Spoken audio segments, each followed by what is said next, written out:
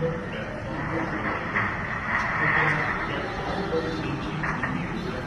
ही गया होगा कोई बात। राम राम दोस्तों। क्या आपने कभी सोचा है कि एक ऐसा प्लेन जिसे दुनिया का सबसे सेफ माना जाता है, टेक ऑफ के सिर्फ 2 मिनट बाद क्रैश हो सकता है? आज हम बात कर रहे हैं एयर इंडिया की फ्लाइट AI 171 की। एक ऐसा हादसा जिसने पूरी एविएशन इंडस्ट्री को हिलाकर रख दिया। 13 जून 2025 दोपहर करीब 1:30 एयर इंडिया की फ्लाइट AI 171 अहमदाबाद से लंदन के लिए उड़ान भरती है। बोइंग 7887 ड्रीम लाइनर एयरक्राफ्ट, 240 से भी ज्यादा पैसेंजर्स और क्रू ऑन बोर्ड। सब कुछ नॉर्मल लग रहा था। टेक ऑफ क्लियर था, मौसम साफ था, लेकिन जो हुआ वो किसी बुरे सपने से कम नहीं था। टेक ऑफ के सिर्फ 40 सेकंड बाद प्लेन अचानक नीचे डिसेंड करने लगता है और फिर तेज रफ्तार में जमीन की ओर गिरने लगता है। 2 मिनट के अंदर फ्लाइट गुजरात के एक घने रेजिडेंशियल एरिया में जाकर क्रैश हो जाती है। हर तरफ चीख पुकार, आग, धुआं, CCTV कैमरे, लोकल फुटेज और लोगों की आंखों के सामने एक ऐसा मंजर जो रूह तक कंपा दे।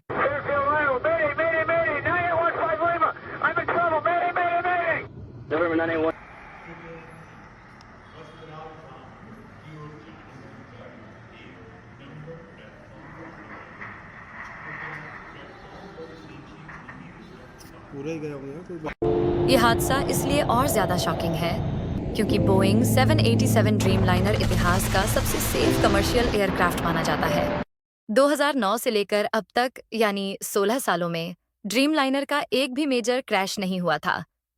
इस प्लेन के सेफ्टी रिकॉर्ड पर पूरी दुनिया भरोसा करती थी, लेकिन AI 171 के क्रैश ने ये रिकॉर्ड चकनाचूर कर दिया।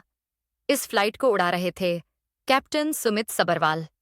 8200 घंटे से ज्यादा फ्लाइट एक्सपीरियंस, यानी हाईली एक्सपीरियंस्ड पायलट। प्लेन 11 साल पुराना था। ड्रीमलाइनर का लाइफ स्पैन 20 से 30 साल होता है, मतलब प्लेन भी ओवरेज नहीं था। वेदर 40 डिग्री तापमान, साफ आसमान, 6 किलोमीटर से ज्यादा विजिबिलिटी, कोई टर्बुलेंस नहीं। तो फिर गलती कहाँ हुई? यहां सवाल उठता है, क्या ये बोइंग की एक और चूक थी? बोइंग का पिछला ट्रैक रिकॉर्ड देखो। 737 मैक्स प्लेन्स में मैन्युफैक्चरिंग डिफेक्ट्स की वजह से कई देशों ने इसे बैन तक कर दिया था, लेकिन AI 1717 में 737 मैक्स नहीं, 788 ड्रीमलाइनर था, सबसे भरोसेमंद माने जाने वाला मॉडल। फिर क्या मेंटेनेंस में गड़बड़ी थी? क्या कोई सेंसर्स फेल हुए? या फिर था ये एक मेजर इंजन फेल्योर?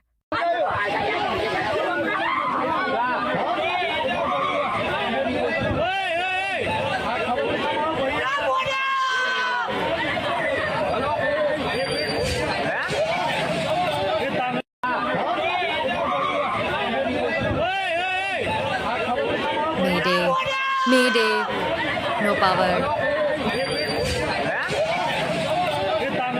जवाब ढूंढने के लिए इन्वेस्टिगेटर्स ने प्लेन का ब्लैक बॉक्स ढूंढ निकाला।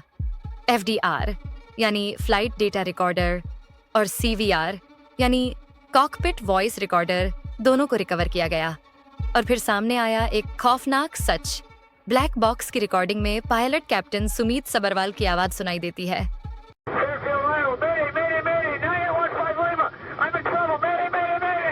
November 9815 Link, Fort Australia, go ahead. I'm telling you where I'm going. I'm gonna crash. Mayday, mayday, mayday. Mayday, mayday, no power, no thrust, मतलब दोनों इंजन फेल हो चुके थे।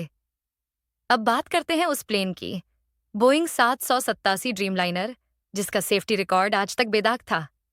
2009 से लेकर अब तक कभी कोई बड़ा हादसा नहीं। तो फिर इस बार क्या हुआ? ब्लैक बॉक्स से यह साफ है कि इंजन में अचानक थ्रस्ट लॉस हुआ, यानी पावर ही चला गया। क्या यह फ्यूल सप्लाई का फेलियर था या फिर इलेक्ट्रिकल फेलियर? कुछ एविएशन एक्सपर्ट्स ये भी मान रहे हैं कि यह डुअल इंजन फेलियर हो सकता है, जो कि बेहद रेयर है। लेकिन एक और सवाल है, क्या यह किसी मेंटेनेंस की लापरवाही का नतीजा था? यह पहली बार नहीं है जब बोइंग के प्लेनों पर सवाल उठे हों। क्या बोइंग ने 787 ड्रीमलाइनर को लेकर भी लापरवाही बरती है? इस पर अब FAA, NATSB और DGCA ने एक साथ मिलकर जांच शुरू कर दी है। इस हादसे ने 2 बड़ी कंपनीज को कटघरे में खड़ा कर दिया है। फर्स्ट एयर इंडिया, जिसने इस फ्लाइट का ऑपरेशन किया, और सेकंड बोइंग, जिसने ये प्लेन बनाया। क्या मेंटेनेंस को नजरअंदाज किया गया? क्या बोइंग फिर से अपने पुराने पैटर्न पर है? ये सवाल पूछना जरूरी है, क्योंकि 240 से ज्यादा जानें चली गईं और हम सिर्फ रिकॉर्ड देख रहे हैं। ये सिर्फ एक क्रैश नहीं था, ये एक चेतावनी है, एविएशन इंडस्ट्री के लिए और हमारे लिए भी। हम यही उम्मीद करते हैं कि जल्द ही सच्चाई सामने आए और जो भी दोषी हो उस पर कड़ी कार्रवाई हो। अगर आप इस केस को फॉलो कर रहे हैं तो कमेंट करके अपनी राय जरूर दें। जिन्होंने अपनों को खोया है, उनके लिए हमारी संवेदनाएं।